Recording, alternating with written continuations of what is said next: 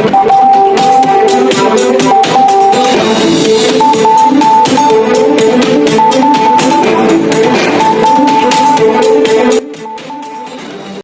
kita lanjut, jangan lupa di like, komen, dan subscribe.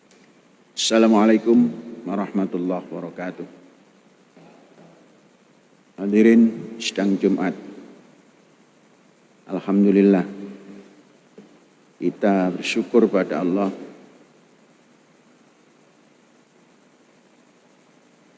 kita telah melaksanakan Idul Adha kemarin hari dan telah memotong hewan kurban hari pertama kemarin dan hari ini, dan mungkin sampai besok masih ada yang jumlahnya 30 kepala sapi.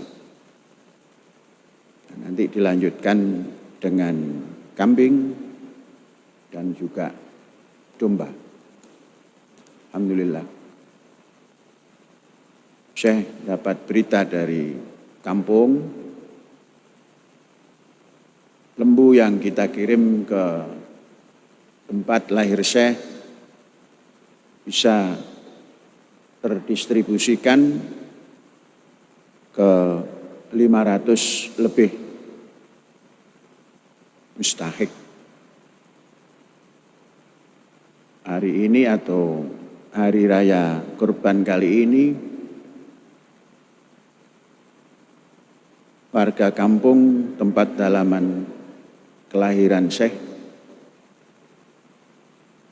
mendapat 2 kepala sapi sehingga bisa mendapat agak sedikit lebih banyak dari tahun kemarin. Kemudian yang saya kirim ke Banten, ke kampung tempat Umi lahir dan tempat Syekh juga pernah diam di sana, berumah tangga di sana di Kampung Menes. Saya kirim 1 kepala sapi diperuntukkan 262 orang. Memang di sana sedikit, lebih sedikit. Mungkin karena lebih makmur, jadi yang menerima lebih sedikit. Kalau di tempat Syekh sana mungkin lebih, ya di bawah Kampung Umi kemakmurannya mungkin, maka banyak yang menerima. Dan saudara-saudara, 2 kepala lembu itu sesungguhnya untuk 560 orang itu terlalu sedikit. Mudah-mudahan tahun depan bisa kita tambah. Yang di Menes mungkin bisa ditambah domba atau kambing. Kemudian yang di kampung halaman juga mungkin ditambah domba dan kambing. Dan alhamdulillah, kandang kurban yang Syekh siapkan itu yang tadinya berjumlah 12 kepala diambil 3, berarti tinggal 9. Namun generasi yang dipersiapkan dari pemuliaan sudah bisa dikirim selepas raya Idul Adha ini. Jadi tetap 12. Kemudian yang untuk kurban secara umum itu pun akan kita tambah terus, sehingga tonase daripada per kepalanya nanti bisa lebih tinggi lagi. Mudah-mudahan tahun depan lembu-lembu yang kita kirim itu minimal lah, itu 1000 kilo hidup. Saudara-saudara, itu tentang kurban.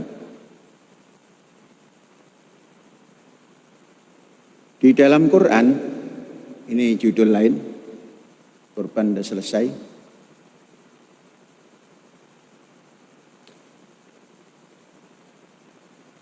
Di dalam Quran surat Furqan yakni 25 ayat 30, Syekh mencatat keluhan Rasulullah terhadap Al-Quran ini.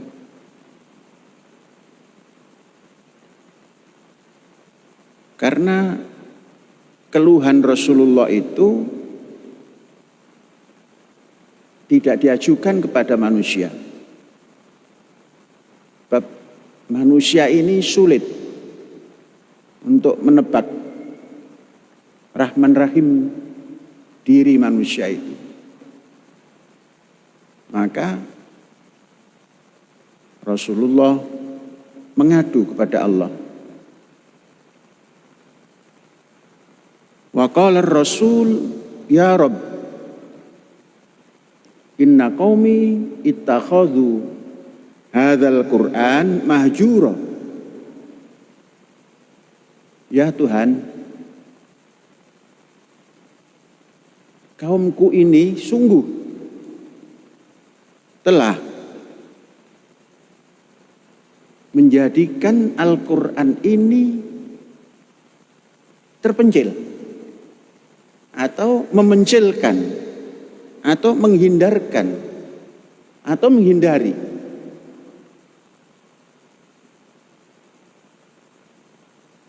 Kaumku telah mengambil, telah memosisikan Quran ini mahjuro, terasing.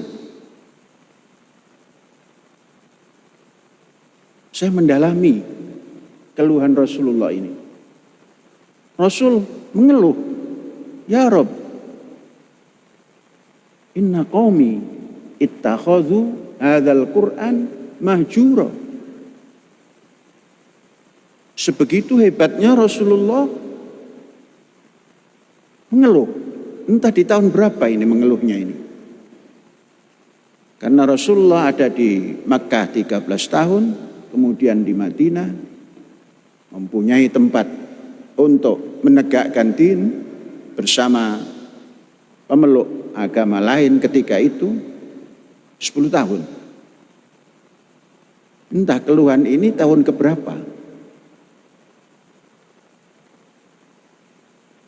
Yang jelas di dalam nas ini, dalam ibrah ini, Rasul mengeluh. Sebesar Rasulullah yang diberi kekuatan, diberi wahyu, mengeluh. Yang dikeluhkan bukan kelesuan, capek, bukan. Yang dikeluhkan kaumku ini kok masih meletakkan Quran ini terasing. Nah, pahami saudara-saudara. Itu di zaman Rasulullah. Bagaimana perjalanan 1444 tahun.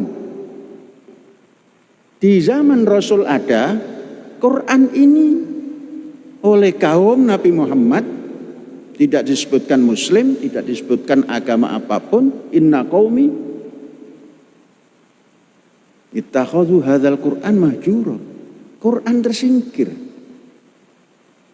Nah, mari kita dalami semua ini. Saudara-saudara pelajar yang sudah tinggi kelas, dalami ini.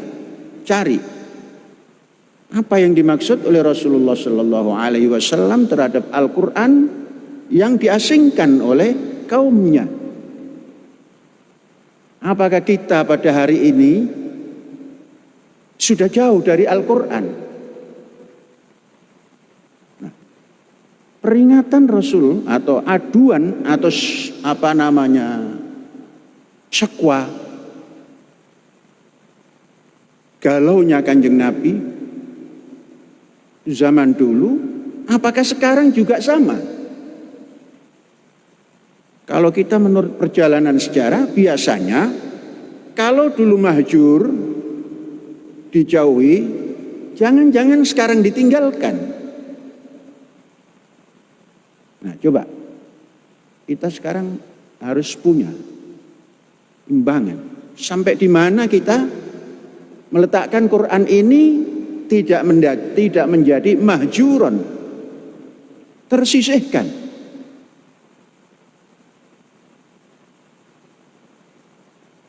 Ini pesan hari ini saja, nggak banyak. Mari kita biasakan kalau begitu. Setiap Jumat minimal jamaah Jumat bawa Quran. Supaya tidak terlalu monolog antara khotib dengan audien. Kemudian nanti diatur tema khutbah itu, Qur'annya apa yang mau disampaikan. Misi yang mau disampaikan di dalam khutbah itu apa. Temanya apa. Terus arahnya apa. Kemudian Quran atau ayat Quran yang mau disampaikan ayat berapa.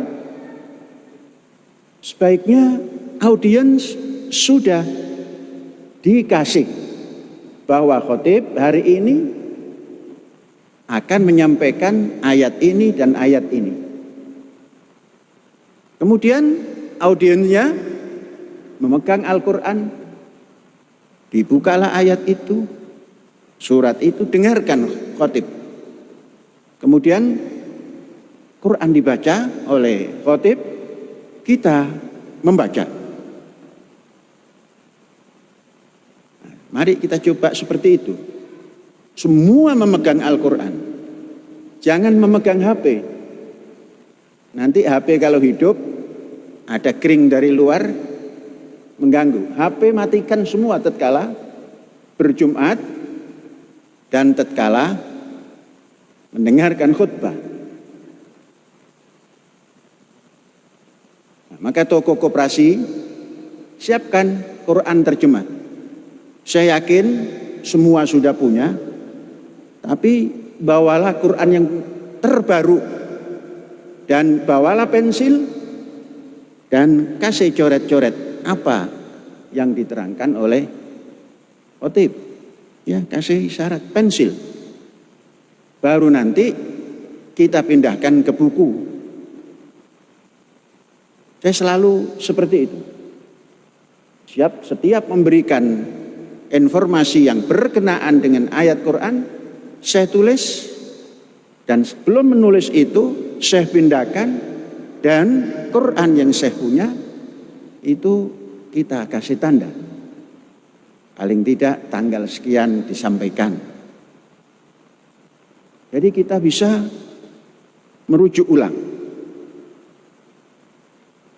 Saudara-saudara dan anak-anakku, sekarang sudah tidak ada kesulitan apapun untuk mendekati Quran. Mungkin kalau dulu, karena Quran ini berbahasa Arab, masih memerlukan banyak hal. Sekarang Quran itu sudah diterjemah. Bahkan sudah ada yang menafsirkan berbahasa setempat. Saya membaca sejarah, Quran diterjemahkan ke dalam bahasa Jawa, itu pada tahun 1767 kalau tidak salah, di Ponorogo, di pesantren Tegalsari, di mana Pujangga Ronggo Warsito pernah pesantren di situ, yang kemudian turun mengembang cucu-cucunya, berdirilah Ma'had Al-Asri Gontor Ponorogo Darussalam. Jadi sebelum ada Quran terjemah, di sanalah Quran dialih bahasakan atau diterjemahkan ke dalam bahasa Jawa.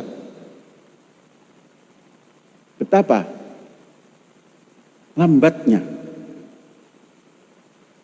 Kemudian barulah tafsir-tafsir ataupun terjemah-terjemah Al-Quran keluar, baik itu Mahmud Yunus, Hasbi As-Siddiqi, dan lain-lain. Baru ada kemudian terjemahan besar yang disponsori oleh Departemen Agama, yang dicetakkan oleh Kerajaan Arab Saudi sekitar tahun 1970-an. Yang ketua daripada yayasan penterjemah itu Rektor YIN ketika itu Syarif Hidayatullah Ciputat. Saya masih tahu ketika itu adalah Pak Sunarjo, Profesor Sunarjo. Jadi sekarang sudah tidak ada kesulitan lagi.